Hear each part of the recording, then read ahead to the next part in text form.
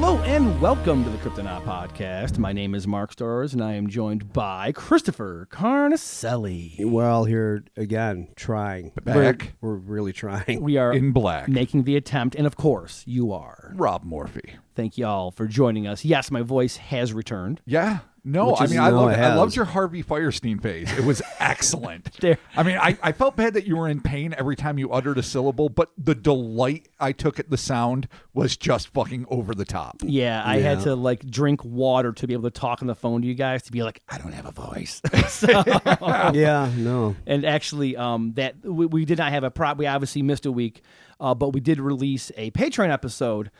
Hermetic tinkering. Check that out. It's a fun fucking trip. Yeah, that And definitely was an odyssey. I just tried my goddamnedest to do an intro for it, and it's just it's bad. I should have just done like a text to speech thing because it was Yeah, Stephen Hawking it straight out there. it was not R.I.P. great. It was Yeah. not great, but That was the last of our backups that I'm like, I know. Hey, I have this. I'm like, it's going to take some wand wielding. yeah, it definitely you No, you guys had to definitely, I mean, Chris especially had to whip it into fucking shape because it was a sprawling morass of mayhem. Yeah, I did and drunk up fuckery. I did a little bit of a cut at the end where like I was trying to philosophize about like what my reality is compared to Rob's, compared to Chris. I was drinking heavily, by the way, during Yeah. that pod, so I cut that fucker No, that right out. that was a point in time where we all were. Yes, absolutely. Yeah. And now we're at a point in time where it's just I all are. But that's okay. Yes, you Yeah. all are. Yes. Because I Okay. end up just going to sleep halfway through pods. And I just So I prefer to drink at home alone. So that's that's all I'm a we do. social drinker. That's why I'm a high functioning Irishman, alcoholic. But that having been said, it is good to see you both again. It's been Yeah. over fucking 2 weeks. Yeah. Yeah. You and I crossed paths a little while ago. I We haven't seen did. Chris in for fucking Yeah. ever. So Yeah. it's awesome. By the time this comes out, is it your birthday? I don't know if will this come out before Bastille Day, aka July 14th? I'm not sure. I don't have a It calendar. should. It's the 6th. yeah, no, for sure. should will. be. 100%. Yeah, no, so no, it won't be my official birthday yet. It'll be But, close. I mean, I guess to just throw it out there, I was throwing my first surprise birthday party under the guise that it would be a July 4th party. Yep. As it happened, the day or two before the 4th. Yes.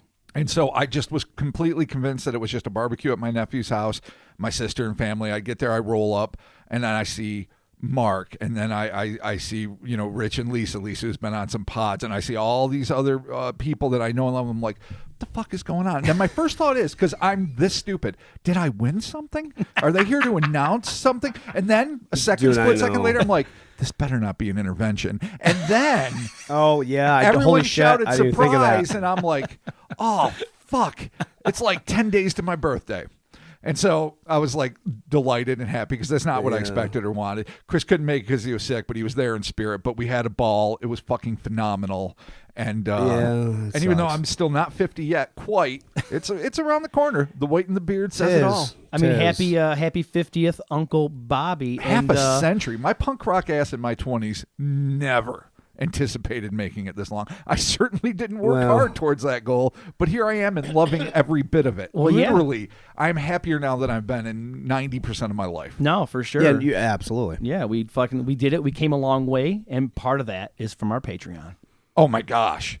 Which I guess we should acknowledge and maybe even read the new names. Let's do some shout outs. Oh, sir. you know what, that segue? Mwah. Primo. Awful. Primo. Well, it was going to be the segue of me saying let's do the Patreon shout outs, or me discussing how you showed up to the party with just gripping a bottle of barbecue sauce. So Yeah, my sister sent me on a Oh, wild shit. goose chase for barbecue sauce so that I wouldn't get there too early. Instead, I ended up 20 minutes late.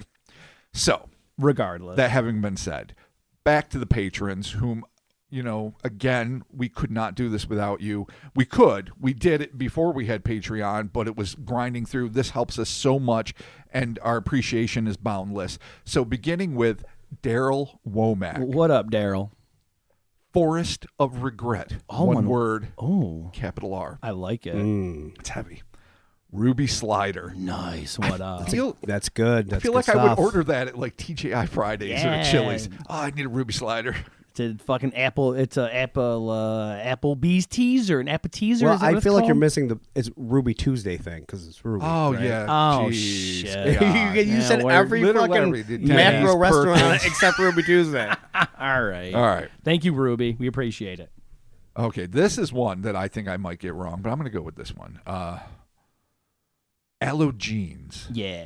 What up? That might be allogenous. That's what I was thinking Allogenous too. sounds better. You know what? That sounds more like Whatever it's supposed to be, I'm saying allogenous. All right. I And like that. Let's just toss that's more philosophical. Yeah, it really does. Let's have allogenes in there just in case.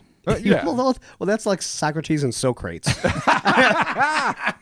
Like allogenous. It's like, ooh, wait a minute. But you're like, hey, allogenes, get over here.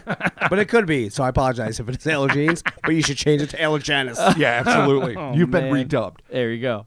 Curtis. What up, Curtis? Nice and simple. Thank you, Curtis. Christopher Beelman. Oh, shit, Christopher. What's happening, my dude? Lauren. What up, Lauren? Flit Lady. What up? George Perez. Or Jorge. I'm going to say We're being Jorge. proper. Jorge. Yeah. You know what? Yes. Boy, I really American the fuck out of that. Yeah, you did. It's okay. I put my big old fucking American boot on that, and then I'm just like, asshole, you know it says Jorge. Yep. Georgie. Yeah. Perez. Jorgany Perra. Yep. All right, Thank you. Jorge, I apologize. You know what? Fucking call me ugly American and let's move on and be friends. Thank you, Jorge. Real life trash. Well, all one word my again. God. All one Real word. life trash. All right. Justin. Justin. I Justin. just wanted to do it twice. Jesus, I got nervous for a second. Nick P. What up, Nick? Elizabeth Osorio. Yeah, thank you, Elizabeth.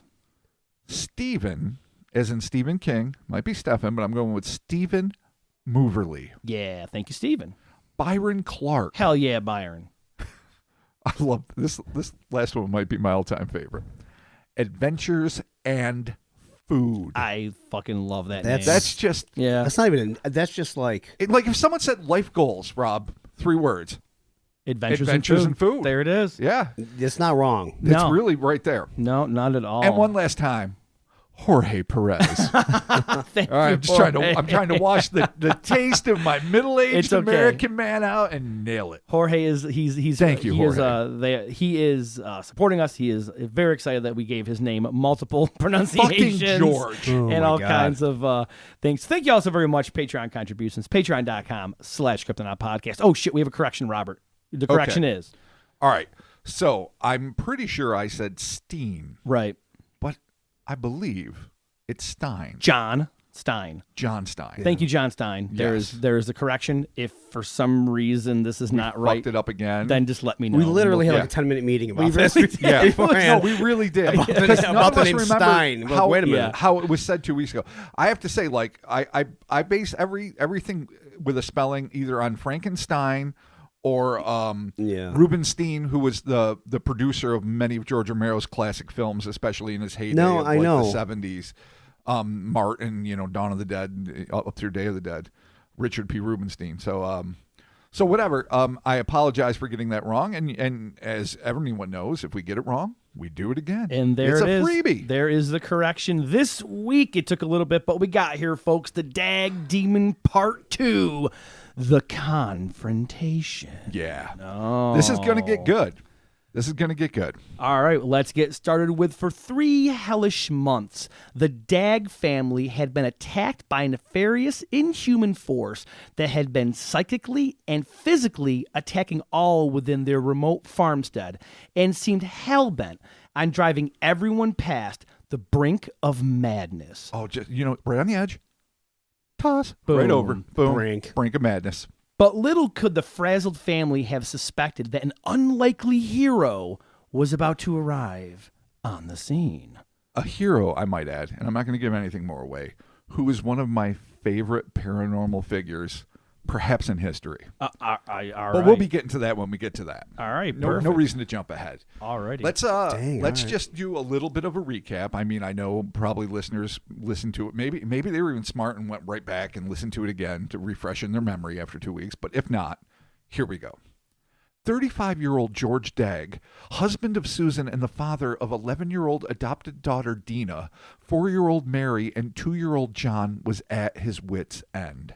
After months of being tormented by a vile, jeering phantom voice that constantly tormented not only his family, but anyone with the moxie to pay them a visit, this malevolent manifestation had begun chucking rocks with wild abandon, starting fires, and showing itself to his children, assuming terrible forms that included a nebulous black figure that got whipped back to hell, Oh, yeah. a cloven-hoofed, bull-headed minotaur-like entity, and a terrifying, toothy black dog that seemed to stalk the children wherever they went, its crimson eyes radiating with an infernal energy. Realizing that he was out of his depth, George pleaded for the assistance of a local clergyman named Reverend Horner. Horner arrived at the scene armed with the hubris of a zealot and his trusty Bible. Perhaps he felt that with the Lord on his side he was invulnerable, or maybe he just went out with the intention of reciting a few sacred texts to placate some superstitious yokels. Whatever the case may be, within a half hour of his arrival, his Bible vanished from his hands and he had been, taunted out of the house by the villainous voice. Not willing to accept defeat so easily, George figured that if God was unwilling to help save his family, he would have to turn to the other side for aid. To that end, he mounted his trusty steed and rode 100 miles south to visit the remote, wood-shrouded cottage of a frail old woman known as the Witch of Plum Hollow. That's a great fucking title. It almost sounds too friendly, though. No, it does. It sounds No. like a children's book, Yeah, like, and I'm the everything's Witch of purple, Plum Hollow. and she's got like a plum tree, Yeah. and everything's lavender. It's gotta be like know. the blood hag of Mullen Drive. In the Oh, Mullen Drive. I The don't blood know. hag was so powerful. I don't Then you just picked Mullen Drive. Yeah, I feel don't like know. post-millennial, anytime you say the witch of something, it's always nefarious. You have Oh, to be. man. It's gotta be. It like doesn't. It could be fucking- the witch of rainbow marshmallows, I, and still like Rainbow like yeah, marshmallows. yeah. That's I right. think the blood hag of Mullen Drive should be your next screenplay. Oh God. No, that's just terrible. Yeah. No, I mean it's good. Like Yeah, no, I love it. I mean, I definitely, if there was a 70s movie that like got discovered out of nowhere called The Blood Hag of Mullen Drive, Oh God. I would need to see it immediately. All right. Okay. We don't have to make that. Oh no. Yeah, oh my God, more projects. During a seance, the shriveled witch exclaimed that the demonic entity had been thrust upon the family, and particularly his daughter Dina, by the dark incantations of a widow who lived nearby their farm with her 2 children. To George's reckoning, only one individual fit this description, a woman named Mrs. Wallace, Fucking Mrs. Wallace. who might be the blood hag of Mulholland. It's always a Wallace. Thus armed with this What? new knowledge, George raced home, but for the life of him he could not fathom any reason why the widow Wallace would harbor a grudge against his daughter. Upon his return to Quebec, George wasted no time in confronting Mrs. Wallace, who lived in a farmhouse adjacent to the Dagg property, regarding the famed witch's claims. For her part, Wallace steadfastly denied either dabbling in witchery or using it in any way to cause injury to his family. Mrs. Wallace even visited the Dagg farm in the hopes of allaying any fears that she was striving to do spiritual harm to Dina and the rest of the Daggs. The specifics of this meeting of the clans is evidently lost to time, but whether or not George and Susan accepted her pleas of innocence, there were many in the community who firmly believed that the widow Wallace was to blame for the excruciating events endured by the Daggs. Thankfully, by 1889, witch burning and hanging was now a part of the far too recent past. But whether or not the community's belief that Mrs. Wallace was communing with the devil were justified, for anyone trying to eke out an existence in a tiny, rural, deeply Christian community during the 1800s, accusations of witchcraft had a way of stigmatizing all involved and leaving a reputational stain that was all but impossible to wash off. That having been said, the devil, as they say, is in the details. And an excerpt from the Friday, November 29th, 1889 edition of the Ottawa Journal carried in it a comment that may help to shed a little light on the situation. Quote, "The Daggs are disputing ownership of adjacent property with Mrs. Wallace, and against this woman the country folk have made the charge of witchcraft. The prominent resident says that reports of an invisible power throwing stones is a fabrication, pure and simple, end quote. With this small but salient revelation, those of a skeptical mind might conclude that George had leveled the fabricated charge of conjuring against Mrs. Wallace in an effort to more easily and affordably claim land that he desired. Always about land claims, dude. If Lex Luthor's taught us nothing. That's It's true. always a fucking land issue. Yeah, The brand new West Coast. There we go. While those of a more metaphysical bent may just as easily surmise that Mrs. Wallace had summoned these sinister forces to torment the Daggs to such a degree that they would not only forget about the disputed land, but perhaps even abandon their own property, leaving it ripe for the picking. Oh, that's a good theory, though. So wait a minute. When did this happen? This happened after or before or during this whole? This dispute, I believe, it's not specifically laid out, as in most late 1800s news stories, you get what you get. But I am presuming, based on the fact that it was just mentioned in the paper that this was a problem, that it predated when did this begin? In September? The happenings. Okay. So I'm assuming that this dispute went back further than September of 1889. Okay. Assuming. Don't know for sure. Right. Okay. I was just wondering because I'm like, wait, what? All of a sudden it's just like, land grab. Yeah. I'm like, wait, what? And so that's a theory. I mean, All right, I like it. I mean, put it in the old mind vault, keep it in the craw, because there. this is something worth discussing at some point. All right. Whether or not this whole thing could be hinging on this or not, or if it, whatever. All right. We'll just save it. There is, of course, the chance that this land dispute was merely an unfortunate coincidence that got wrapped up in the paranatural quagmire that consumed Clarendon. But the incident, be it innocent or egregious, does help to illustrate how often greedy charlatans have attempted to manipulate people's deeply held religious beliefs for their own personal gain. But though religious charlatans unfortunately exist, it seems that insidious forces beyond our rational comprehension may also be all too real, and many people beyond the Daggs were encountering it on an unnervingly frequent basis. One such incident involved a Shawville native, which was right next to Clarendon, named James Quinn, who told his tale to a local reporter, quote, "I had a halter in my hand, and before going into the house, I laid the halter on the doorstep. After chatting with the family for a few minutes, I went outside and found that my halter was gone. I thought someone had hidden it for a joke, but after appealing to the people who were there and getting a declaration from them that they had not seen it, I gave my halter up for lost." End quote. Resigned to the theft of the muzzle-like lead, James and company would be in for a shock. The story continues, quote, "As I was standing in front of the house discussing my loss with Mrs. John Dagg, Mrs. George Dagg, and Miss Mary Stewart, who is presumably Arthur Smart's wife or daughter — we'll get back into Arthur Smart in a minute — we suddenly heard a slight noise in the air, and the halter fell down in our midst," which to me is instantly evocative of poltergeist. Things falling through the ceiling, like you hear that little, like, kind of crack. Yeah. And then boom. No, it's nothing this dramatic. It's not like fucking, floating clouds and, Right. twisted wreckage of toys hurtling around a room. But all of a sudden they hear a little something. He doesn't describe the sound, and then boom, it falls from the sky. All right. Is it definitely supernatural? No. But is it weird? Yeah. Fair. Okay. But even as the paranormal interactions continued to spread beyond the bounds of the family, the Dagg children were still under the deepest thrall of this fiendish force, which only they could see. More scrawled notes were found pinned to the walls, bearing the kinds of obscenities that almost certainly made Mrs. Dagg blush with embarrassment.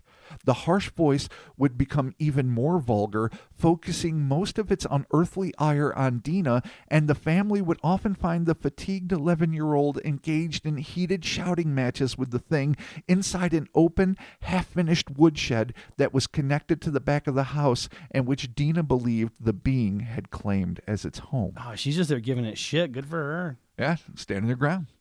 At one point, Dina's younger sister, Mary, once again encountered the same masculine, bull-headed brute that she and her siblings first saw in the backyard.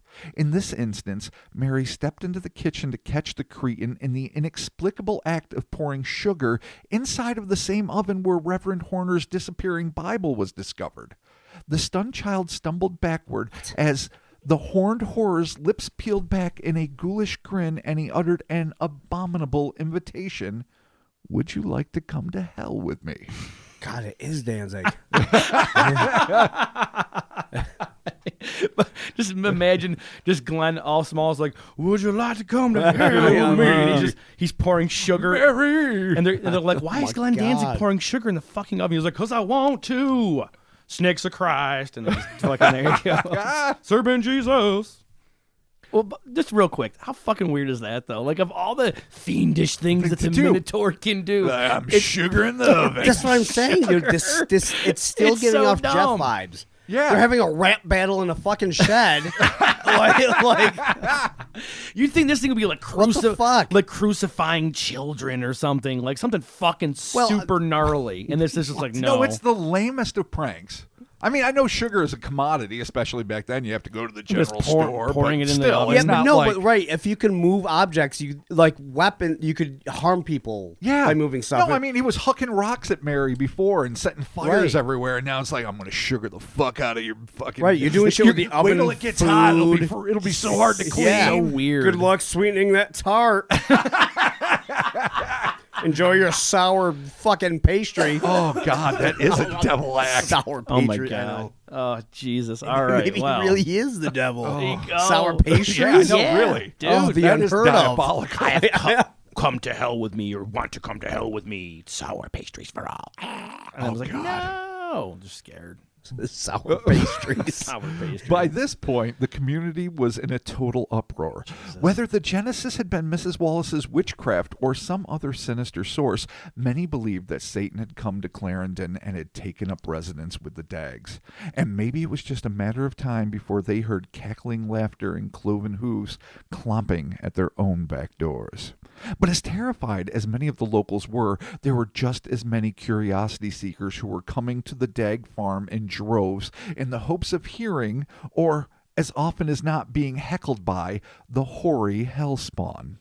And hot on their heels were the carriages full of reporters hoping to experience the phenomenon themselves and report back to their eager readers who, in a fashion reminiscent of the Lutz's experience on Amityville, Long Island in the 1970s, had grown mesmerized by the details of this devilish debacle. So it's a media Selling tickets. frenzy. Maybe you can have a rap battle with fuck all in the shed. Oh my God.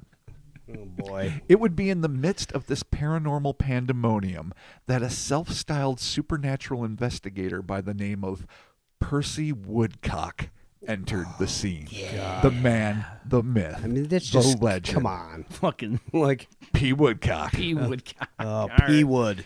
Woodcock, a renowned Ottawa sculptor and impressionistic painter with a penchant for spiritualism and an interest in psychical research, had heard of the story, and on Thursday, November 14th, he left his Brockville home to make the long 214-mile journey northwest to Shawville. Once he arrived on Friday the 15th, Percy immediately hired a rig to take him out to the allegedly haunted farmhouse. Along the way, he noted in an article later published in the Brockville Recorder and Times that the region was a, quote, common rural district surrounded for the most part with ordinarily well-to-do farmers, which the Daggs were not. Right. Like, I mean, I think even Mrs. Wallace seemed to be a distinguished citizen they mentioned. So, I don't know what that has to say, but it's worth pointing out. Okay. Once he arrived at the farm, Percy was dismissed by the Daggs as little more than another ordinary curiosity seeker of whom they had already had in abundance. For his part, Percy recorded that the Dagg clan struck him as a quote, very decent, respectable, honest family of good average intelligence. So, I mean, a solid appraisal. Okay. After some questioning, Percy discovered that George, quote, expected to have a quiet day as they had set Dina, the little girl over to Dagg's father's house, about 2 miles away, and when she was gone, the manifestation ceased, end quote. Not to be so easily put off, the persistent paranormalist secured a promise that the missing child would be called for the next day so that he could meet and speak with her. Percy found lodging somewhere nearby and likely had a near sleepless night anticipating what might happen next. Though the artist was almost certainly clamoring for a paranormal encounter of his own, very little could have prepared the brash, if perhaps a bit overconfident proto-Ghostbuster for the confrontation he was about to endure the next morn. That's a little foreshadowing. Upon his arrival at the Dagg house, Percy was met outside by George, Susan, and their 3 children. He was introduced to Dina and wasted no time in asking her if she'd encountered anything unusual since her return home. She, timidly one must assume, admitted that she had, just moments before, while returning from the well behind the house.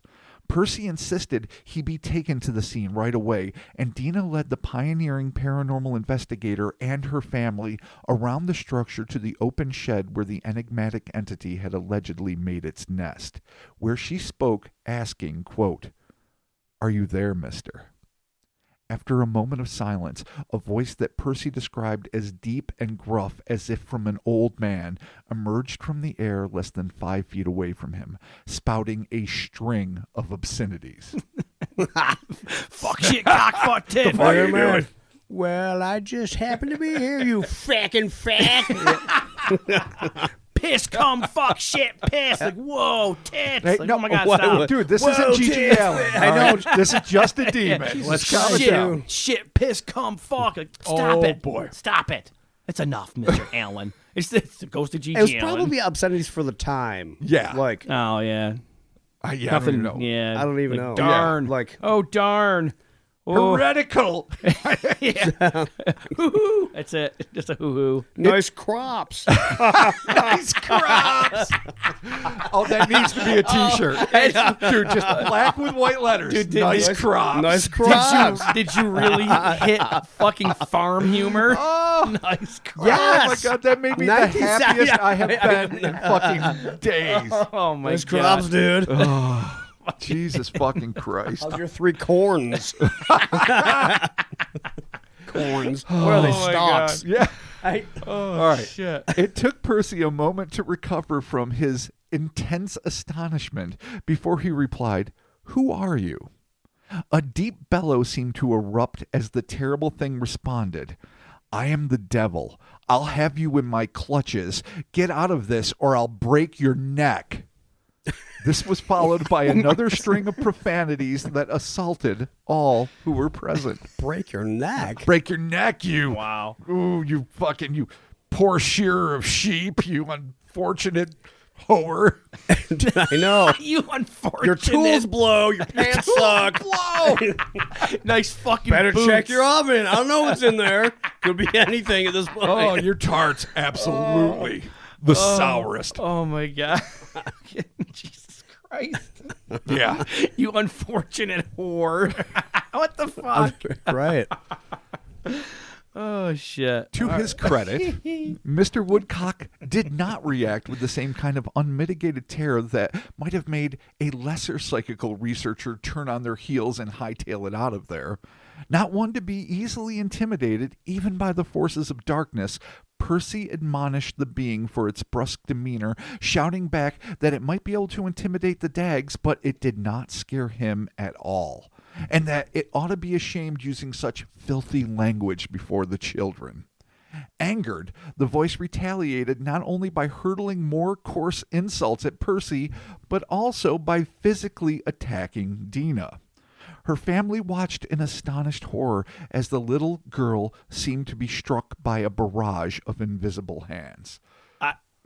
Is it just slapping the shit out of her? Yeah, I get- I'm trying not to laugh, but it's No, I just know. fucking Because smashing Percy, he's here, he's doing his Yeah. things like, I'm not to be intimidated while this fucking poor kid And is getting the just fuck kicked out of her. slaps the shit out Keep of the going, girl. I can take it all night. Do you think I care, demon? How dare you The best part is like, how dare you say those words in front of the children, and then it just smacks the shit out of the girl constantly. It's like, what the fuck? And he's giving zero fucks. Yeah, he just doesn't care. All right. Well, that's an interesting little pin to put there, though. It's kind of interesting that it just attacks her. Well, she is the focus, the locus, if you will, of the entire thing. Clearly, if it can attack her, it could clearly attack Mr. Woodcock. It should be able to. Should be. Interesting. Much to what must have been Dina's, and one hopes her family's chagrin, Percy stood his ground. Oh, no. And continued to berate the infernal imp and coerce it into what has to be one of the most epic paranormal debates of all time. One that would unfortunately be especially brutal for poor Dina. I know I'm not laughing. I'm laughing out of pity. This marathon 5-hour argument. This is the ultimate rap battle. It really is. Oh, where's the footage? God damn it. There isn't. 'Cause it's too No, old. it's 1889. Oh, no. Someone has it. Involved both Dina, the Daggs, and an array of other unidentified eyewitnesses who swiftly gathered as word spread about the prolonged confrontation in order to bear witness to this bizarre public disputation between the renowned local artist and the inhuman entity. So there's like little kids going, extra, extra, whatever fucking kid shouted back then. Dang demons fighting Percy Woodcock out at the farm. You got to get there quick. And the throngs start coming. Because it's 5 fucking hours, folks. Oh, There's Jesus. plenty of time to get there by horse and buggy, foot, whatever you're going to use back then. Unicycle. Come watch Dina get the shit slapped out of her for 5 hours, you see. Here we go. Little girl suffers the brunt. Percy comes out victorious. Oh, my God. Why is there not a chronicler? Oh, Jesus. Oh, my God. I need to see. I would need to know. I wish there's somebody who was there like they used to have the way they bring sketch artists into courtrooms today, but they used to have sketch artists at news events. Yeah. Yes. Even though there'd be a big nothing, but there'd be Dina getting the shit kicked out of her, Percy standing in the ground, the throngs around, and then maybe they draw this misty, nebulous form. Just slapping the girl. It's fucking nuts. Oh, my God. In a 2014 Ottawa Citizen article by Chris Lackner titled Ottawa Valley Ghost Hunt on the Trail of the Dagg Shawville Poltergeist, Greg Graham, a playwright and amateur historian who in 2010 authored the play The Dagg Haunting, so I guess a personal expert. It's a play? Is it a musical? He wrote a play. I don't know. Is this It'd on be great tour? if it was. And why aren't we there? Please be a musical. Oh, God, wouldn't it be so good? Can we make a play? We could. If this is just a play, we can do the musical. We could be, we can make, you could do the music. And by we, I mean Chris. No, you can be Mr. Dagg, I can be Dina. There you go. Oh, yeah. Yeah. I'll wear a little dress. I feel like you're not going to be Dina. I'm just trying to wear a little You're dress. going to be P. Wood. He's Dagg. That makes sense. Your daughter has to Evelyn could be Dina, I can do the demon. She can interpret. She's a big in interpretive dance. She can interpretive dance the entire thing. All the beating is just one long interpretive dance. Dude, I will write the fuck out of this. All right, well, keep it on the fucking docket. We might be doing I'm so this. excited about this. All right. Summer in the park with the boys. Greg Graham, Dagg, 2010 the musical. play. Okay. He described the event, stating, quote, with witnesses gathered, Woodcock argued for the soul of Dina, or asking this ghost, or whatever it was, to leave her alone. They began debating about philosophy, theology, the nature of God, and right and wrong. Oh, God. Yeah. This is Sam Harrison fucking what's his name arguing. No, this is Jesus Christ. This is some NPR shit. No, this is like Sam Harrison was. What did he argue Jordan for? Peterson. Yeah. Oh my God, it was fucking unbearable. And when he Jordan Peterson's made, fault. I know it's awful. and when he made the ghost mad, Dina would react as if she was slapped, kicked, hit, punched, or scratched. It got very violent against Dina, and he'd have to back off. End quote. So they're just arguing philosophy and the The nature, nature of everything. the hero's journey. What do you like the Dune movie better than the series on Sci-Fi? Star Wars, perhaps. Exactly. And then Dina's just getting beat up.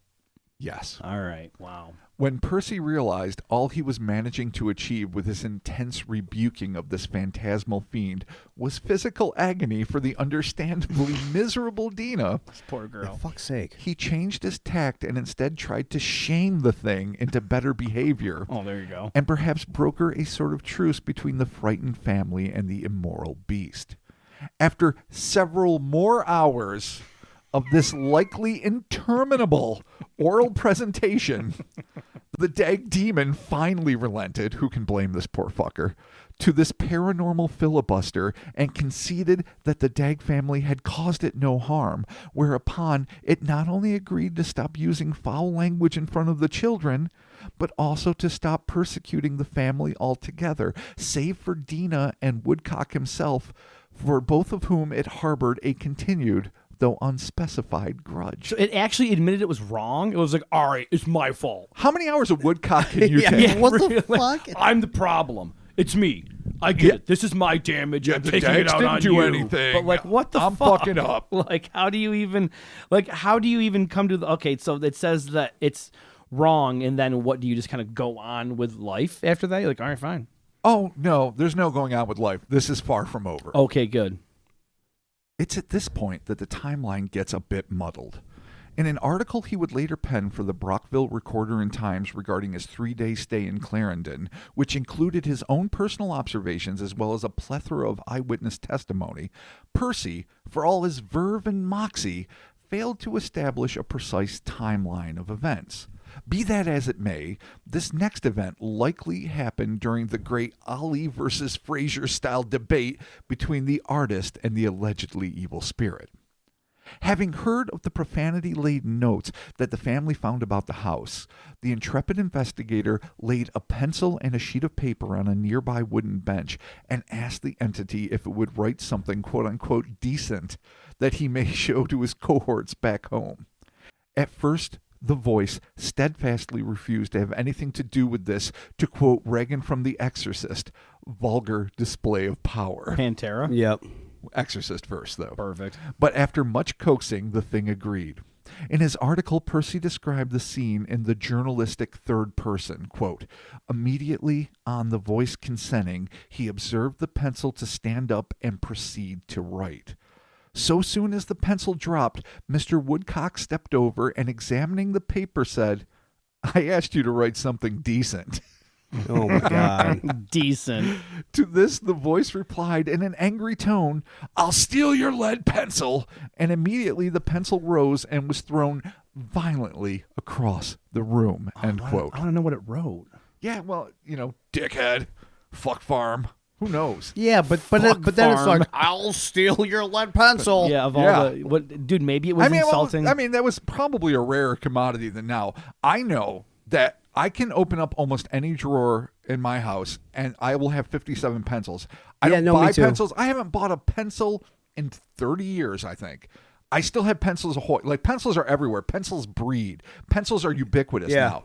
But back then, throwing a pencil was probably like, oh, fuck. Where am I going to get another pencil? He's insulting his crops again. Oh, boy. And maybe it means decent, like cool. I still remember. Write something decent. Chris and I are old enough to remember decent being a hard compliment. Right. It's What do you think of that? decent, What do you think bro. about drawing a fucking shit's Wolverine? decent. That shit's decent. Fucking Deece, bro. Yeah. Fucking Deece. Double Deece. Drawing of my Wolverine tattoo, bro. Fucking Deece, dog. So, more filth. Percy, the Daggs, and the ever-growing entourage of onlookers surrounding the woodshed must have been shocked at this terrifying telekinetic display. But they were even more shocked by what happened next. Without warning, the entity's voice softened and it offered an apology for its uncouth behavior to Mr. and Mrs. Dagg, as well as Arthur Smart, who you'll recall was a neighboring farmer who'd been berated by the uncouth entity and had also been one of the 3 witnesses to Dina literally horsewhipping the demon's ass in the bedroom before she saw it vanish before her eyes. I forgot about that. So he and some unidentified little boy were looking at That's the window. right. She's like, I forgot about hey, that. shove it to him, Dina, or whatever she he was fucking having said. she was having a problem, and then her mom's like, "Here's a whip," or His whatever. her grandmother. He's like, yeah, her paternal Good grandmother. luck. And she's It's like, like- don't you see the demon? And all the grandma saw was the sheet floating in the air. Yeah. And so she went out, got the horsewhip, and said, find its mark, Dina. Do it right. Give it hell. Yeah. Or whatever. Whip it good. And then fucking there it was. Devo it into Right. hell. There you Yes. go. So he's apologizing to Mr. Smart, the Daggs, and all that. Apparently on a roll, old Nick even went so far as to admit that its pugnacious taunting, hair cutting, fire starting, and constant window smashing had all been done in the name of mischief and good fun. We know. I mean- Come on. Old-timey good fun, folks. Yeah. Hoop and stick, kick the can, Good fun. Slapping the piss out of Dina. Slapping the living fuck out of an 11-year-old girl for multiple hours because a fucking fancy pants guy can't figure out a better way to fucking debate a demon. Yeah, Woodcock reminds me of Otho from Beetlejuice. Oh my gosh, when he shows up through the window. Oh no, he's definitely He's a got community theater kind of person. Yeah, for sure. Who's just full of pomp and circumstance and maybe a lot of talent. Who the fuck No, knows? there's no talent there. And he is it's just all assholery. He's here to fix everything, and he is lording above everyone. You can just tell. Oh, he we is know so many of these. milking the We scene. know so many of these people. It's so true. We know so many of them. In his aforementioned Poltergeists in Canada Part 3, you'll remember this from the last episode, Jesus. Hammerson Peters wrote, quote, "Through hours of ruthless grilling, he and other members of the Dagg family who joined him managed to extract from the voice a confession that the principal purpose for its mischief was its own amusement. It claimed that it never intended to hurt any of the family members and only lit fires in the daytime when they could be easily discovered and extinguished." Oh, so it's a it's a know, a conscious arsonist. No Apparently, house is ever burned down during the day. No, it's, we know that's that. how I mean, houses burn down, dude. Firehouse stats just show. So, whatever. This sudden change in the devious devil's demeanor must have come as a shock to George after all the months of destructive and abusive hell the thing had put he and his family through. And though he certainly hoped that the voice was telling the truth, it's very likely that, as a God-fearing Christian, he knew better than to trust the word of Satan or one of its minions. It was then that Percy decided to put to rest, and here's where we get scientific, folks, the notion that some had that the voice was not of diabolical origin, but the creation of 11-year-old Dina, who, according to some, allegedly harbored an extraordinary and heretofore unknown aptitude for ventriloquism. Peters wrote, quote, "In order to test this, he had Dina fill her mouth with water. Despite this, the voice continued to mock him and curse at him as loudly and clearly as ever," end quote. So, that's a big thing. That's a big thing in this. They did a test. They did a test. Holy shit. Yeah, but Yeah. I don't know. No, Dude, and I'm not buying ventriloquism. I Dude, don't either. It's 18 fucking whatever. They're on a farm. She has nothing else to do than to fucking learn to be a professional but ventriloquist. here's the thing, dude. I With mean, She's no not going to have a puppet. 5-hour debate about philosophy. Maybe she's smarter She's than you think. no.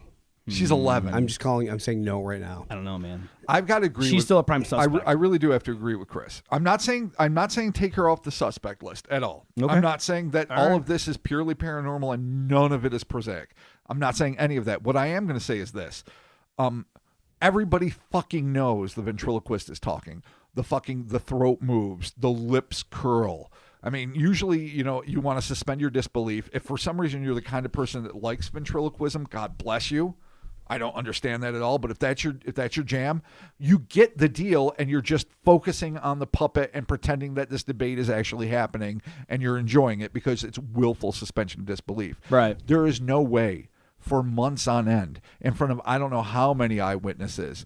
And what would it do to a poor child's voice where you can create what is sounding like a gruff old man over and over again? And it's one thing if the caveat was sort of like in the Enfield Poltergeist, that the voice was coming out of Dina and she was like, and you're like, oh, but how could a child make it? But it's coming out of her. Yeah. I mean, Percy is describing and other people like it's 5 feet over here. It's coming from the witch head. Or she's out there for hours in advance arguing with herself, just practicing this and making it sound as if it's from two different places. I'm not saying it's impossible, Mark. I'm saying I'm with Chris. Yes, it's due. That is sus. I just have a hard time believing like all these people witness it. I just have a hard time thinking that she would be able to throw her voice enough to fool so many people into not knowing it's coming from her. Right. You know what I All mean? right. Like Well, it's all right. We'll see. We will. Suspect. Okay. Hey, what? Who are you? Questionable. We don't pod for 2 weeks and suddenly it's fucking skepta stores here. Yeah, what's that Skeptic magazine that fucking, what is it called? The Skeptic or whatever? I'm now an editor there. Hope you're happy. Wow. Yeah, times are Okay. tough in the shit plant world. I mean, it could be obvious. I wish, like I said, there was some sort of footage to watch. I know. It could be very obvious that it was coming from her. Hey, people are not That's really... why, Again, listen, this turn of is the why century I'm not, fuckers. I am Like, not. Yeah, they weren't necessarily super All right, fucking no, listen, smart. we Not get the people aren't sharpest. as savvy now. There's plenty of stupid people in the 21st century, as we know. Oh, plenty. But I am one. all right, maybe they weren't as educated, but still. No, I'm still if not you're- buying it. If you're 10 feet away, Right. Yeah, I'm still you not can buying it. see All right, well. and hear, and generally, your ears still fucking work, unless you're completely mesmerized by faith or whatever paranormal fucking. Or maybe Yeah. perhaps... Because water wouldn't do it. I mean, you'd have to like close her mouth and cover it, and you would know for sure. Right. I could have swore I've seen like a ventriloquist drink I've seen water people. and Yeah, do I've it, seen people yeah. do it with water too. Sure. but Well- I mean, this is whatever. An 11-year-old Yeah. who worked a farm.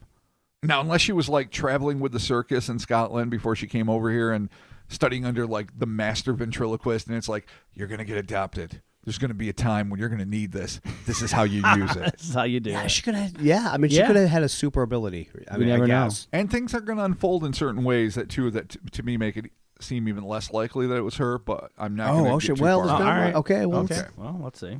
All right. So, according to Peters, it was at this point that the quote voice declared that it was actually the spirit of an 80-year-old man who had died 20 years prior. The voice whispered its name to both John and George Dagg, that's John is George's dad, but swore them to secrecy on pain of horrible death. The father and son did not test the entity's threat. Oh, Jesus. So, all right, whatever. But All there right. it is. It was then that the group, including the ethereal entity, decided to continue the conversation inside the house. It's still going, just in case you didn't know. The 5-hour debate in the It's woodshed. still happening? okay. Oh, I mean, God. that happened, and Dina got the fuck beat out of her, which that's another thing. Faking. I mean, you can fake getting hit, Right. but how many hours? And I mean, you know, I'm just saying, there's a lot of things going on. So after all of this debate, life, God, was Shakespeare, fucking, really Sir Francis Bacon, fucking all the shit they talked about. Now he tells him I'm 80. I'm gonna fucking leave the family. I'm gonna stop picking on the kids and swearing, but I'm still pissy. Let's go into the house. Okay. Jesus. The reasons for this move was not recorded. Perhaps the mid-November chill had just proven to be too much for the participants of this paranormal summit.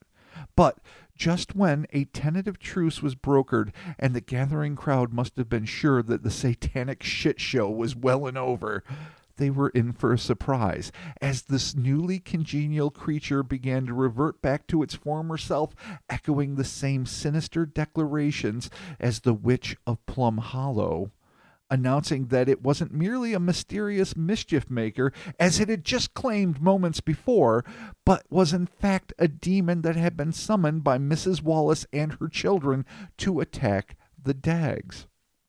Percy recorded the conversation, so we're getting transcripts at this point. The voice. Mrs. Wallace sends me, and then Percy puts in parentheses, Mrs. Wallace is a resident with whom the Daggs are not on good terms. He responds, will your engagement with Mrs. Wallace soon cease? It replies, won't tell you, shut up. You meddled with the black art. I will break your neck, for I am the devil and the son of the blessed. Which is just a weird retort. Yeah, okay. Cool. I mean, I guess, Lucifer is technically the son of God, as I guess all, Well, he's an angel. all people are Right, sons. okay. But angels were built more as tools and acolytes. They weren't given free will or weren't made in the image Well, of no, God. they don't have souls. Even though quote, unquote. human beings are. Technically, I mean, if you want to go back to like Prophecy with Christopher Walken, not like the sweet Inside Out. part Prophecy from the 2 70s. starring, who was in Prophecy 2? Not starring, but cameo. Prophecy 2? I never saw Prophecy 2. Glenn Danzig. No. In Prophecy 2. Yeah, I don't think I saw this. He's a demon who dies immediately. He's Oh like, my God. hey, brother. And like, he's dead. Okay. Yeah. That's fascinating. Hey, brother. Hey, brother. Movie He trivia. pulls a Hogan. Hey, brother. So, I mean, All right. I understand the story. I mean, Chris and I went to Catholic school. I get the rejection. Like, they're like, why are you treating these like fucking insignificant monkey meatbags better than us. You're bewinged warriors, but you were built to be my slave, God said. And I mean, I'm paraphrasing. I don't have God's words in my mouth. And these were my children built, and to resemble me somehow. Only the Dagg demon knows. Dude. It's all fucked up. But I learned most of my angel resentment from the first prophecy. Christopher Wallace, not the first again, Inside Out Bear with Talia Shire. Yeah, I got mine from Dogma, so there you go. All right, so that having been said, I guess I'm the devil, the son of the blessed, makes sense in that context. Perfect. Okay. So after he says, I'll break your neck and whatnot, Percy's like, no, you won't, nor am I afraid of you. Answer me civilly. I am not your enemy. Sounds like my wife. He sounds like a guidance counselor. Sounds like my wife. Really? Is that how she calms you down? She does too. Oh my God! You're not gonna do this Goodwill Hunting? I'm like, not afraid of you. Mark, use your words. Answer me civilly. Yes. I am not your enemy. I don't like It's not your fault. Yeah, I don't like your tone. It's not your fault. I don't like your tone. All right, so that's fascinating between you and your wife, but setting that aside for a second, what kind of dude, and especially in a quote-unquote God-fearing society, tells a demon, I'm not your enemy? Is he trying to give him like some inside scoops? Like, I'm trying to help you here.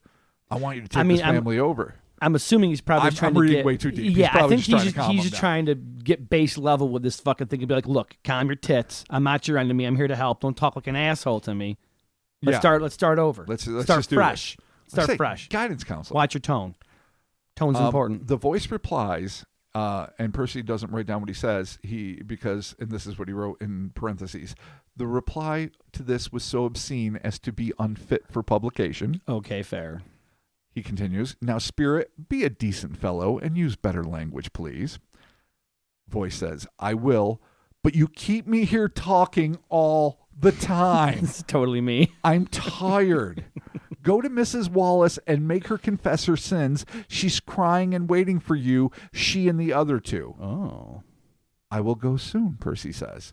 No, you won't. You say you will, but you won't. What the fuck is happening? I swear to God, this is me. Stop talking. Leave me alone. I gotta make a phone call. Enough. At which point, the demon, the voice of the demon, turned to Mr. Dagg. George, I like you. I'll talk to you and not him.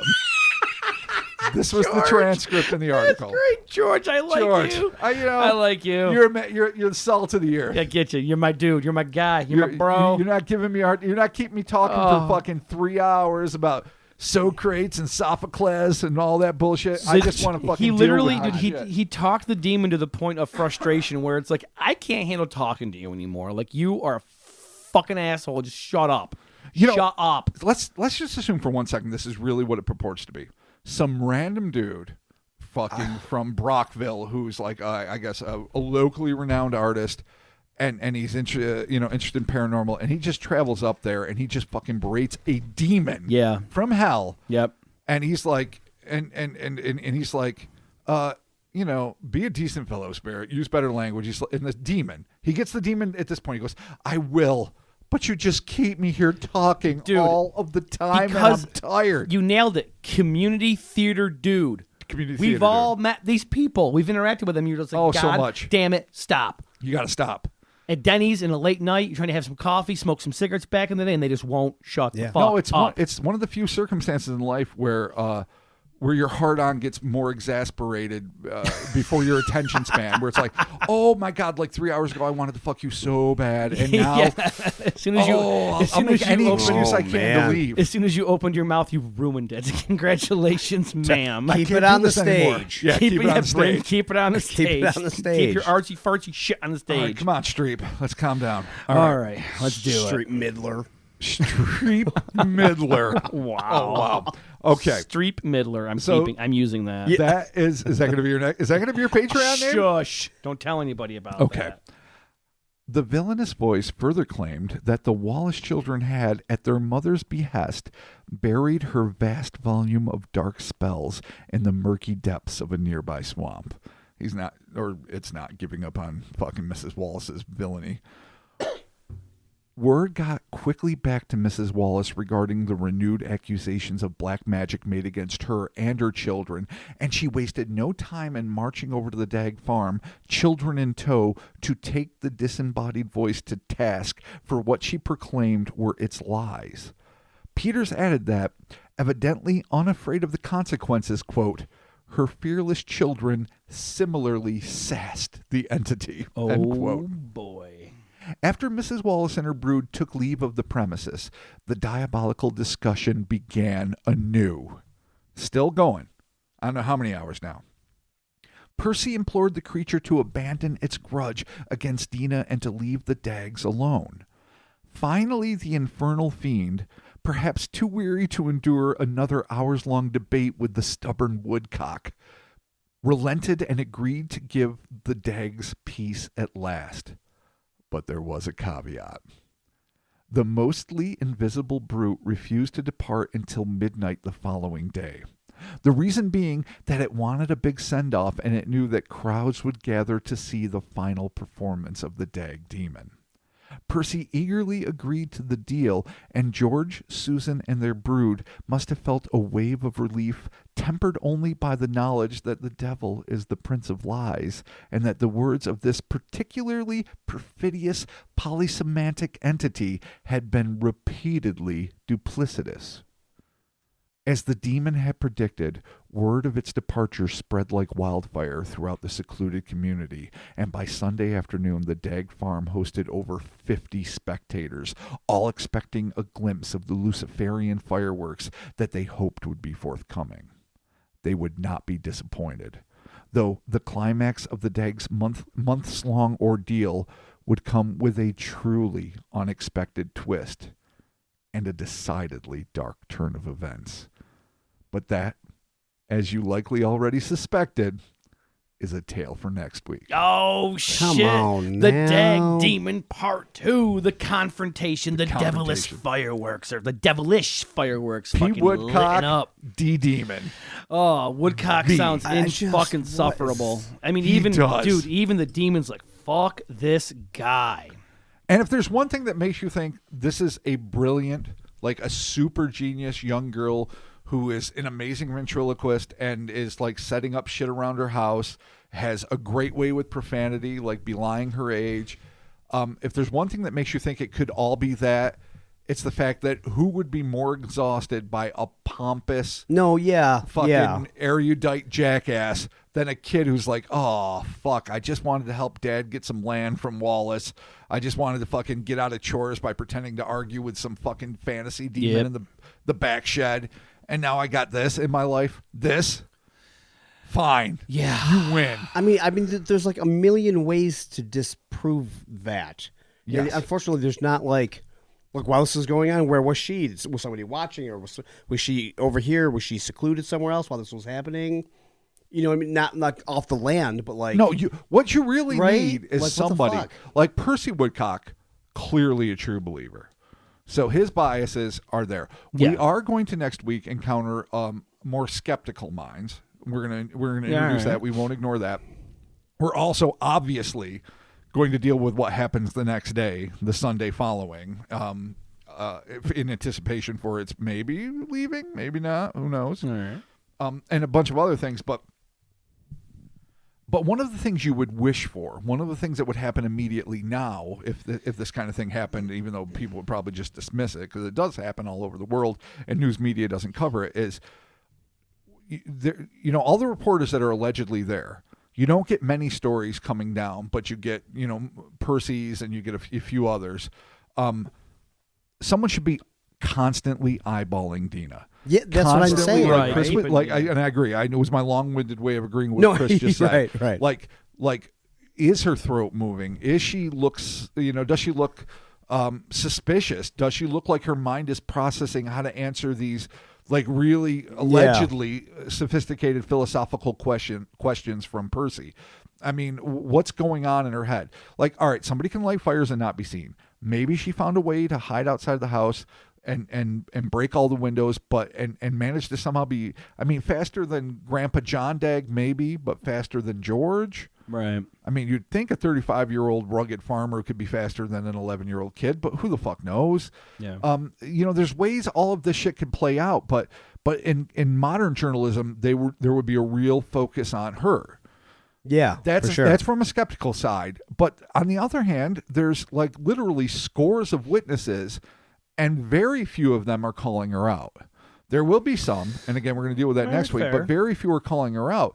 And on the other hand, just taking it completely from a paranormal point of view, who is more tormented by a poltergeist phenomenon, even though this in many ways transcends the poltergeist phenomenon? No, this is different. Though it has a lot of elements to it. Yeah. And it is always a pubescent girl.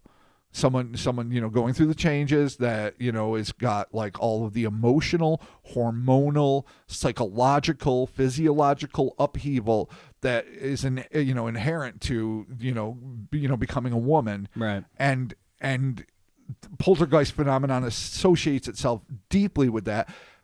And I'm no expert on poltergeist, at all beyond like Spielberg's, and Hooper's opus, but a lot of times it seems like what is called a poltergeist, the noisy ghost, is a psychic sort of tantrum that is manifesting with a girl going through these changes. Right.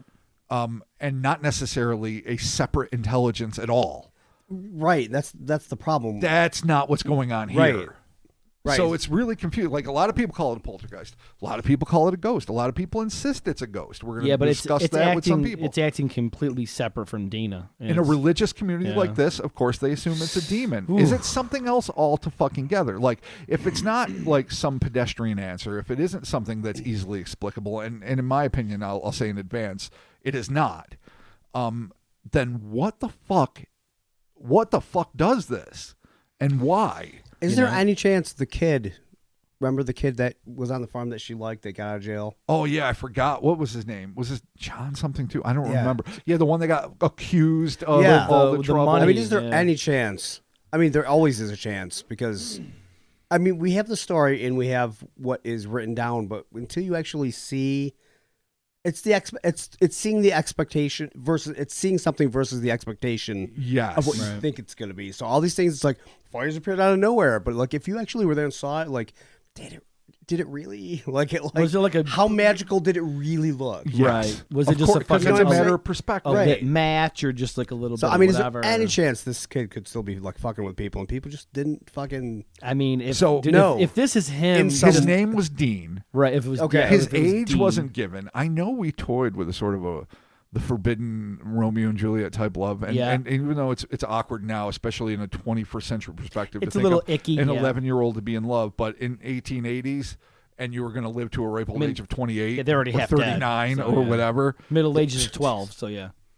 And other dark things that we'll discuss next week that possibly could be going on. But if she is in a relationship with Dean, even if it's purely psychological and emotional, right, like a full-on middle school girl, late elementary school girl crush, and he gets banished from her life, and what's an orphan got? Especially an orphan that might very well have been adopted mostly as slave labor. Right.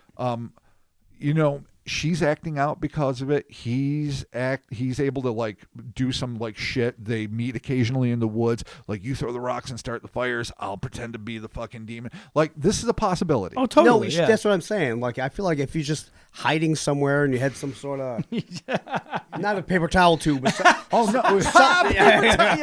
right. Something, a pipe or like something, a tin snip megaphone or something. Something fucking hollow. I mean, I feel like it wouldn't be that difficult to dupe. Especially if Dean's on top of the house, like he managed to sneak up those things, so no one's looking up, and he's like, because nobody's looking for another solution other than a demon Dina or Dina. Yeah.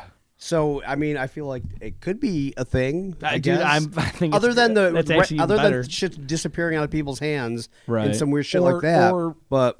Young Mary seeing a fucking, a bull-headed of the Minotaur, Minotaur. Yep.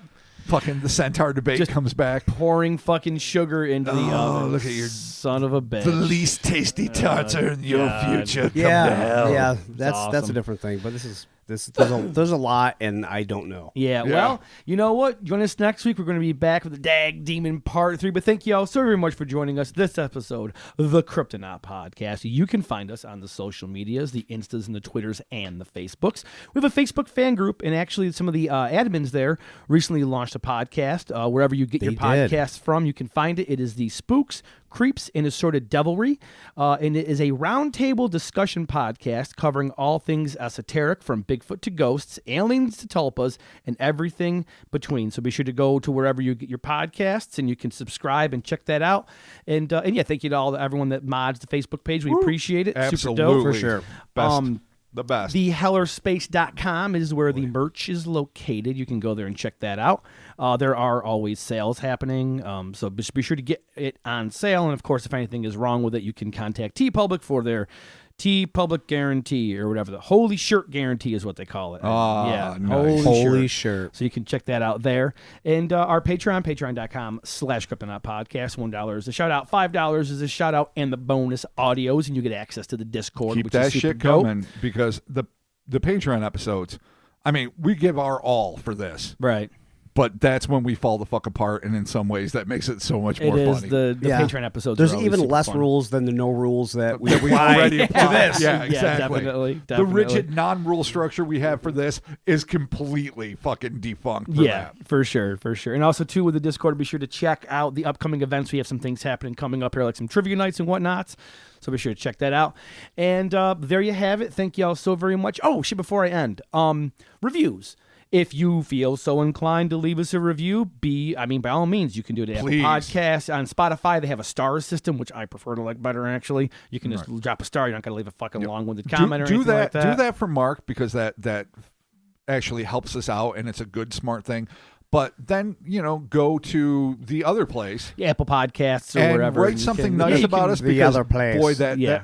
on dark nights when it's just me, whiskey, and regrets about my life. Now that it's, I'd say half over, but that's ridiculous. Now that it's a good 2/3 to 3/4 done, give me something to reinvigorate the batteries. Let all right, give Uncle Rob the push that he needs to write the Dagg Demon Part 3. Thank you. Leave him a nice positive review. It just does a lot for my heart. or if you want to shit Sometimes talk, my mom reads them, and that makes her feel like, all right, I didn't have one wasted kid. or if you want to shit talk other Because reviewers. my sister's awesome. If you want to shit talk other reviewers, you can do it in the reviews there too. So there you go. Yep. There it is. Thank you all so very much, and we're talking to you soon. Yeah. I mean, There it is. Mary, do you want to come to hell Oh, with me? shit. Oh Jesus! Oven sugar. Come on.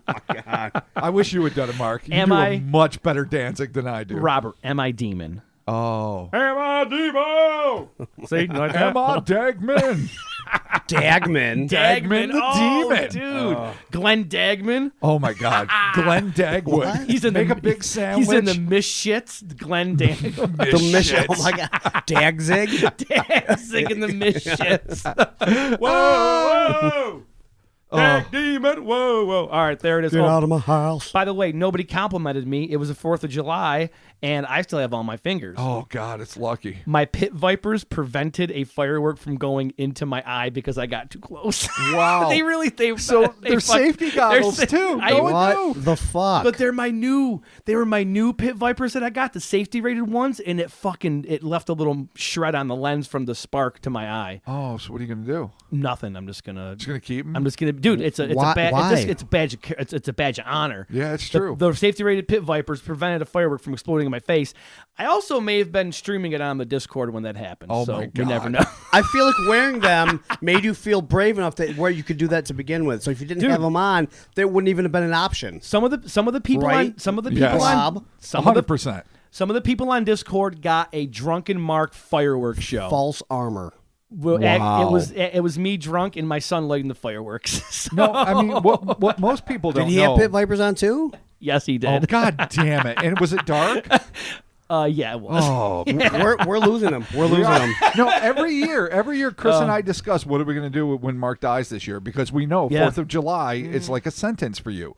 And I'm glad you didn't lose an eye. It was a lot of failed ground displays. I mean, does it have, maybe don't do fireworks anymore. I mean, my eyes are safe. The pit vipers protected me. Oh, God. I mean, don't put your face in Look the at that. firework. Try that. I mean, I mean, how did it go in your fucking eye? What were you Fucking doing? try that. No, it's just a spark from it hit the glasses. It didn't dude. projectile in my eye. It's either going to be a bear or a firework. I mean, one of the two, dog. It could be both. Look, Yeah. if that's how I go, I'm not upset. Z-list podcaster dies during fucking fireworks display with bear. I'm fucking happy, dude. I'm gonna go out as a fucking legend. I mean, that is a great headline. You guys better have a fucking statue built for me. Bear holding Roman candle kills podcaster.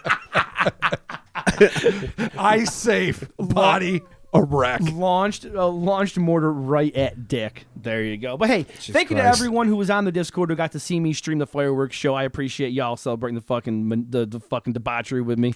And we'll talk to you soon. Bye. Goodbye, friends. Peace. Stay safe.